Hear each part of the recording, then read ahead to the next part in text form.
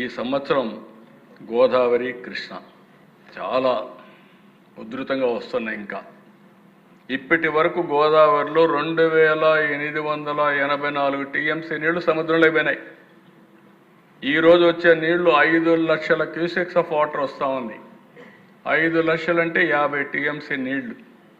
ఇంకొక పక్క కృష్ణ 845 టీఎంసీ నీళ్లు సముద్రంలో అయిపోయినాయి. అదే సమయంలో ఈరోజు 2,44,000 అంటే 24.4 టీఎంసీ నీళ్లు రోజుకు వస్తున్నాయి, సముద్రంలో అయిపోతున్నాయి. ఇప్పటి వరకు సముద్రంలో పోయిన నీళ్ల దిశ 3,732 టీఎంసీ నీళ్లు ఇప్పటికి సముద్రంలో అయిపోయినాయి.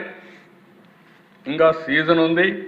ఒక్క గోదావరి ఈ సంవత్సరం 5,000 టీఎంసీ పైన సముద్రంలో ఇవ్వబోతున్నాయి దిశ. నేను అందుకే చెప్పింది దిశ ఒక చిన్న విషయం.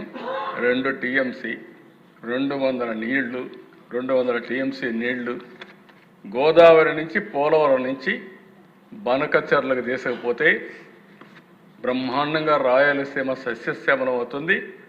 వర్షాలు పడినప్పుడు నీళ్లు వస్తాయి. కరువు రోజుల్లో కూడా ఎక్కడ కూడా నీటి ఎద్దడి లేకుండా చేయాలనే ఉద్దేశంతో నేను ఆ ప్రపోజల్స్ పెట్టాను. కేంద్రం కూడా ఆ రోజు ఒప్పుకున్నారు. అది జరిగితే అధ్యక్ష, ఒకప్పుడు నేను ముందే చెప్పాను మీకు, ఎప్పుడో కళ, ఇప్పుడు కూడా చెప్తున్నా, ఈ దేశం గంగా కావేరి 2 నదులు అనుసంధానం చేసి అన్ని రాష్ట్రాల్లో నదుల అనుసంధానం చేసిన రోజున ప్రపంచానికే మనం ఆహారోత్పత్తులు ఉత్పత్తి చేసి సరఫరా చేసే పరిస్థితి వస్తుంది. అలాంటి కార్యక్రమానికి మనం ముందుకు పోవాల్సిన అవసరం ఉంది.